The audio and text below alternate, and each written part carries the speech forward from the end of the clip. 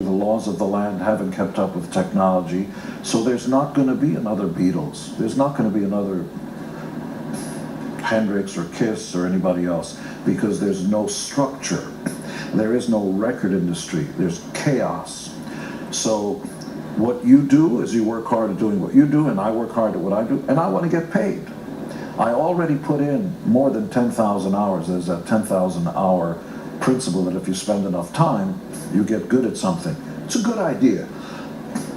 But the next 15-year-old kid that plugs into his Marshall amplifier or has the talent is not going to be able to earn a living, because there isn't a record company to pay advances, non-recoupable, plus royalties, plus put up posters all over, plus tour support. It's chaos out there because the freckle-faced kid next door believes he's entitled. You have enough money. Why do you care?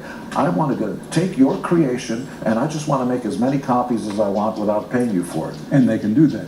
They do it all the time. Now, by the way, it does not affect me. This is going to sound out of context. I'm rich. Okay, I work for every penny of it, and you're not supposed to say that. I'm rich. I'm happy. The sad part is the next kid who's got the talent, who's got the will, the power, and wants to put in the work, does not have the same opportunity. In fact, he may have no opportunity because the masses have the entitlement mindset. Oh, they get it for free. Everything for free. Get on the internet, get it up, you get it for free. And I know people are upset when I say things. All information to all people. You would understand what that meant if you wrote a book and spent a year writing it and nobody paid you for it. They all just made copies and everybody got one. Then you'd understand, hey, it's my book.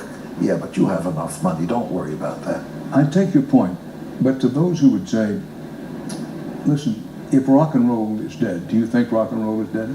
It is the nail has finally been put into the coffin, yes.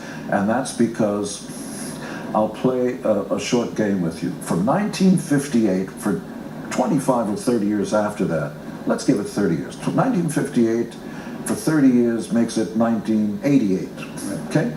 From then until 1988, name 100 bands, even hundreds of bands that have become iconic. Well, let's see, Elvis Presley, the Beatles, Rolling Stones, you can on and on. The list is long. Motown, the Supremes, and in blues and country and western, it's just amazing. From 1988, that includes, by the way, U2 and Madonna and Michael Jackson and all that pop stuff. From 1988 until today, give me 10 or 1 iconic superstar that's going to stand the test of time.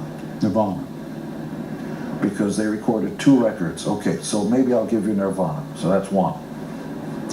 Can't think of another. How about that? But I was unprepared for this test. But nobody is, because they'll go, oh, one of the pop girls. They're terrific. I love Britney Spears and Rihanna. They're all terrific. Stand the test of time? I say no. Iconic? Not a chance. On par with Beatles, Elvis, Motown, all that stuff? No. And that's because there used to be a process, and structure is everything. If there's a structure, it's logic, and then it's competition, just like Mother Nature. And who decides who reaches the top? The people. Of the people, for the people, by the people. So when they were buying records, buying albums, the people voted with their dollar.